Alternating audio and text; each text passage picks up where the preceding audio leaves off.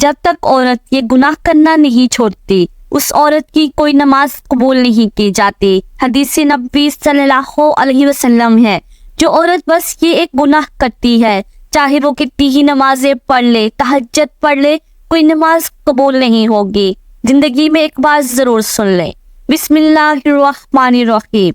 قبولیت اعمال ایک راز ہے جو موت کے بعد ہی کھلے گا، اور اگر اعمال کے قبول اور عدم قبول کا معاملہ کرنا اتنا آسان ہوتا تو ریاکاروں اور بدعتیوں کی اتنی کثرت نہ ہوتی۔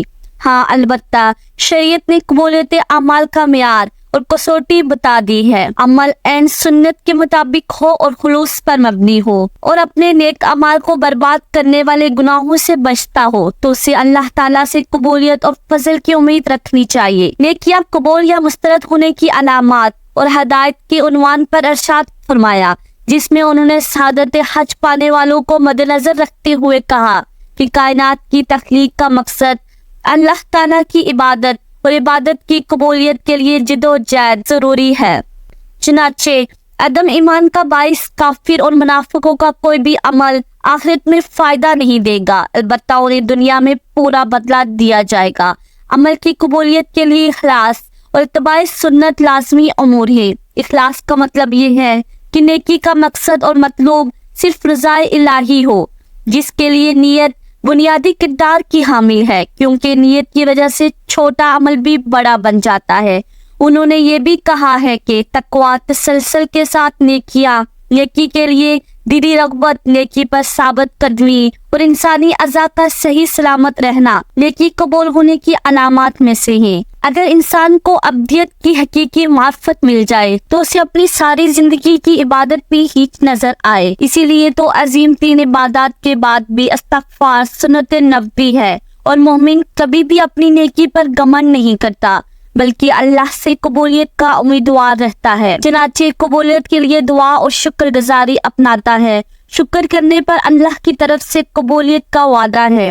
دوسری جانب شرک، ریاکاری، نیکی کے عوض دنیاوی مفادات کا حصول، حالت ارتداد میں موت، دین سے نفرت، اللہ تعالیٰ کی آیات اور آخرت میں ملاقات کا انکار، غضب الہی کا موجب بننے والے اعمال کرنا، منافقت، حد درمی اور انات کی بنیاد پر سنت سے تصادم، اپنی بات کو نبی صلی اللہ علیہ وسلم کی بات پر فوقیت دینا، اپنی پاسائی پر گمنڈ، نجومی کے پاس جانا، عصر کی نماز ترک کرنا، حقوق العباد تلف کرنا، تنہائی میں گناہ کرنا، غیر شرعی مقصد کے لیے کتا پالنا اور شراب نوشی سے نیکیاں مٹ جاتی ہیں۔ لیکن کچھ ایسی عورتیں ہیں جن کی نماز ان کے منہ پر ماری جائے گی، کیونکہ وہ عورتیں نماز تو پڑھتی ہیں، اور جنت میں جانے کے لیے صرف نماز پڑھنا کافی نہیں ہے کہ وہ جنت تک انہیں پہنچا دے، کیونکہ وہ ایسی عورتیں جو نماز خوب پالتی ہیں، خوب روزے رکھتی ہیں،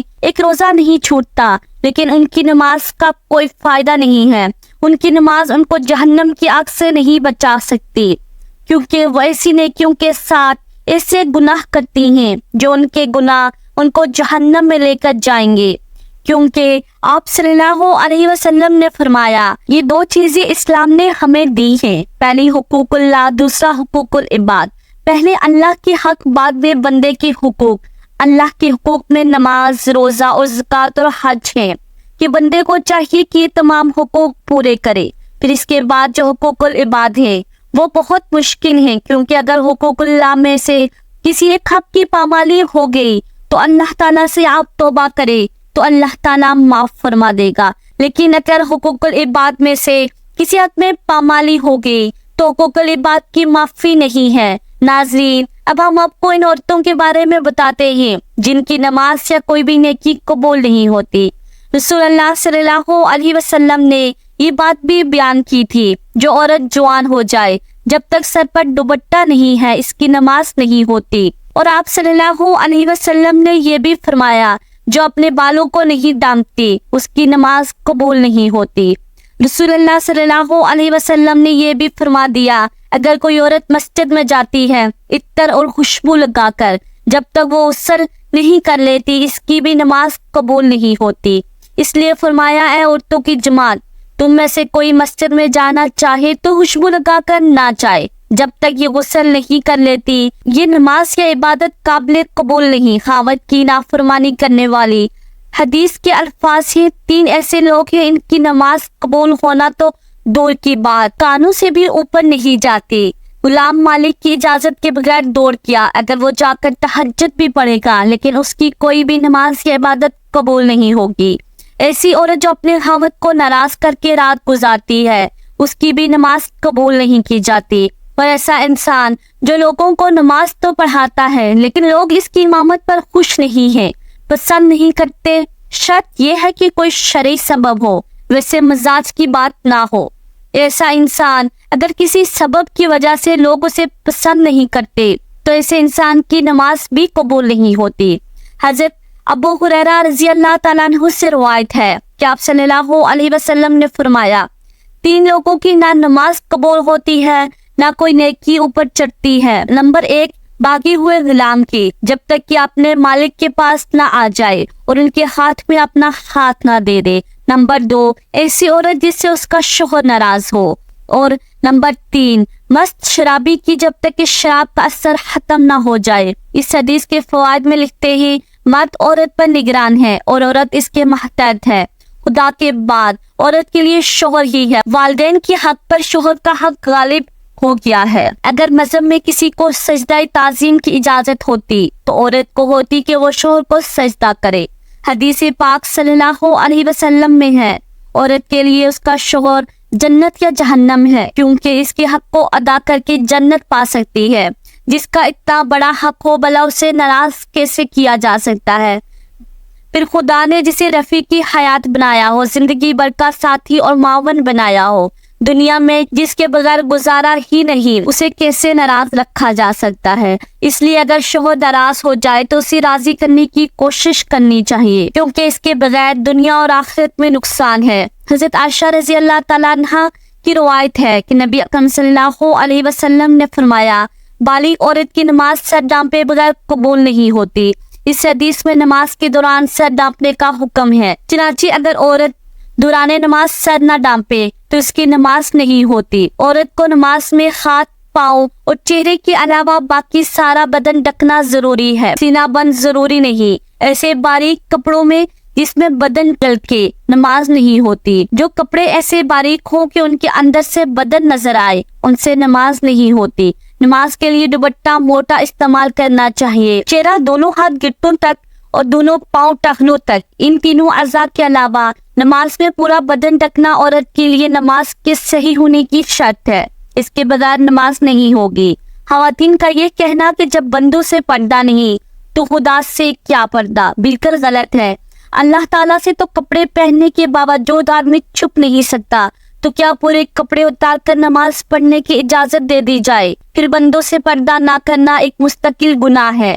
جو عورت اس گناہ میں مبتلا ہو اس کے لیے کیسے جائز ہوگا کہ وہ نماز میں بھی ستر نہ ڈانپے؟ عورتوں کا یہ شبہ شیطان نے ان کی نمازیں غارت کرنے کے لیے ایجاد کیا ہے۔ نماز کے دوران سر کھل جائے اور 3 بار سبحان اللہ کہنے کی مقدار تک کھلا رہے تو نماز ٹوٹ جائے گی، اور اگر سر کھلتے ہی فوراً ڈھک لیا تو نماز ہو گئی۔ نفل نماز تو بیٹھ کر پڑھنے کی اجازت ہے، وہ بیٹھ کر پڑھنے کا آدھا ثواب ملے گا، لیکن فرض نماز بیٹھ کر نہیں ہوتی، کیونکہ قیام نماز کا رکن ہے، مردوں کے لیے بھی اور عورتوں کے لیے بھی، اور اصول یہ ہے کہ نماز کا رکن فوت ہو جائے تو نماز نہیں ہوتی۔ لہٰذا جو عورتیں فرض نماز بغیر معذوری کے بیٹھ کر پڑھتی ہیں ان کی نماز نہیں ہوتی۔ ہاں، جسم کا صحیح طریقے سے ڈھکنا ضروری شرط ہے۔ پونچوں تک ہاتھ کھلے ہوں تو مذائقہ نہیں، سینے پر اوڑھنی ہونی چاہیے۔ سجدے میں دوپٹہ نیچے آ جائے تو بھی نماز ہو جاتی ہے۔ عورتوں کا جمع ہو کر اس طرح نفل نماز جماعت کے ساتھ ادا کرنا بدترین بدعت ہے اور متعدد غلطیوں کا مجموعہ ہے، جس کی وجہ سے وہ سخت گناہ گار ہیں۔ نیل پالش اور آدھی آستین والی عورتوں کی تو انفرادی نماز بھی قبول نہیں ہوتی۔ فجر کی نماز تو عورتوں کو اول وقت میں پڑھنا افضل ہے اور دوسری نمازیں مسجد کی جماعت کے بعد پڑھنا افضل ہے۔ جماعت اور عیدین کی نماز عورتوں کے ذمہ نہیں ہے۔ حضرت صلی اللہ علیہ وسلم کا بابرکت زمانہ چونکہ شر و فساد سے خالی تھا۔ ادھر عورتوں کو حضرت صلی اللہ علیہ وسلم سے احکام سیکھنے کی ضرورت تھی، اس لیے عورتوں کو مساجد میں حاضری کی اجازت تھی، اور اس میں بھی یہ قیود تھی کہ باپردہ جائیں، میلی کچلی جائیں، زینت نہ لگائیں۔ اس کے باوجود عورتوں کو ترغیب دی جاتی تھی کہ وہ اپنے گھروں میں نماز پڑھیں۔ چنانچہ حضرت عبداللہ بن عمر رضی اللہ تعالیٰ عنہ سے روایت ہے کہ حضرت صلی اللہ علیہ وسلم نے فرمایا، ترجمہ: اپنی عورتوں کو مسجد سے نہ روکو اور ان کے گھر ان کے لیے زیادہ بہتر ہیں۔ حضرت عبداللہ بن مسعود رضی اللہ تعالیٰ عنہ سے روایت ہے کہ رسول اللہ صلی اللہ علیہ وسلم نے فرمایا، ترجمہ: عورت کا اپنے کمرے میں نماز پڑھنا اپنے گھر کی چار دیواری میں نماز پڑھنے سے بہتر ہے، اور اس کا پچھلے کمرے میں نماز پڑھنا اگلے کمرے میں نماز پڑھنے سے بہتر ہے۔ مسند احمد میں حضرت سعدیہ رضی اللہ تعالیٰ عنہ سے مروی ہے، انہوں نے عرض کیا، یا رسول اللہ صلی اللہ علیہ وسلم، میں آپ کے ساتھ نماز پڑھنا پسند کرتی ہوں۔ آپ صلی اللہ علیہ وسلم نے فرمایا، ترجمہ: مجھے معلوم ہے تم کو میرے ساتھ نماز پڑھنا محبوب ہے، مگر تمہارا اپنے گھر کے کمرے میں نماز پڑھنا گھر کے صحن میں نماز پڑھنے سے بہتر ہے، اور گھر کے صحن میں نماز پڑھنا گھر کے احاطے میں نماز پڑھنے سے بہتر ہے، اور احاطے میں نماز پڑھنا اپنے محلے کی مسجد میں نماز پڑھنے سے بہتر ہے، اور اپنے محلے کی مسجد میں نماز پڑھنا میری مسجد میں میرے ساتھ نماز پڑھنے سے بہتر ہے۔ راوی کہتے ہیں کہ حضرت حمیدہ رضی اللہ تعالیٰ عنہا نے یہ ارشاد سن کر اپنے گھر کے لوگوں کو حکم دیا کہ گھر کے سب سے دور ایک تاریک ترین کونے میں ان کے لیے نماز کی جگہ بنا دی جائے۔ چنانچہ ان کی ہدایت کے مطابق جگہ بنا دی گئی، وہ اسی جگہ نماز پڑھا کرتی تھی یہاں تک کہ اللہ تعالیٰ سے جا ملی۔ یہ تو حضرت صلی اللہ علیہ وسلم کے دور سعادت کی باتیں تھی، لیکن بعد میں جب عورتوں نے ان قیود میں کوتاہی شروع کر دی جن کے ساتھ ان کو مساجد میں جانے کی اجازت دی گئی تھی، تو فقہائے امت نے ان کے جانے کو مکروہ قرار دیا۔ ام المؤمنین حضرت عائشہ رضی اللہ تعالیٰ عنہا کا ارشاد ہے، ترجمہ: عورتوں نے جو نئی روش اختیار کر لی، اگر رسول اللہ صلی اللہ علیہ وسلم اس کو دیکھ لیتے تو عورتوں کو مسجد سے روک دیتے، جس طرح بنی اسرائیل کی عورتوں کو روک دیا گیا تھا۔ حضرت ام المؤمنین کا یہ ارشاد ان کے زمانے کی عورتوں کے بارے میں ہے۔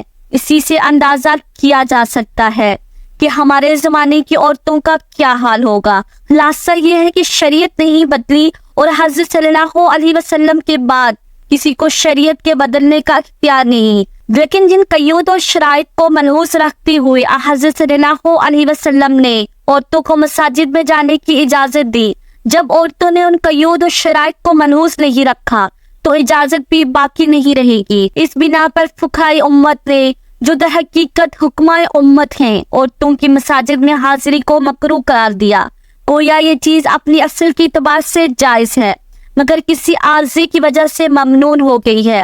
اس کی مثال ایسی ہے کہ وبا کے زمانے میں کوئی طبیب امرود کھانے سے منع کر دے، اب اس کے یہ معنی نہیں ہے کہ اس نے شریعت کے حلال و حرام کو تبدیل کر دیا، بلکہ یہ مطلب ہے ایک چیز جو جائز و حلال ہے وہ ایک خاص موسم اور ماحول کے لحاظ سے مضر صید ہے، اس لیے اسے منع کیا جاتا ہے۔ اللہ پاک ہمیں دین کی سمجھ نصیب فرمائے اور ہمارا خاتمہ ایمان پر فرمائے۔ اللہ پاک ہمیں نیک عمل کرنے کی توفیق عطا فرمائے۔ اللہ پاک میری اور آپ کی بخشش فرمائے، آمین یا رب العالمین۔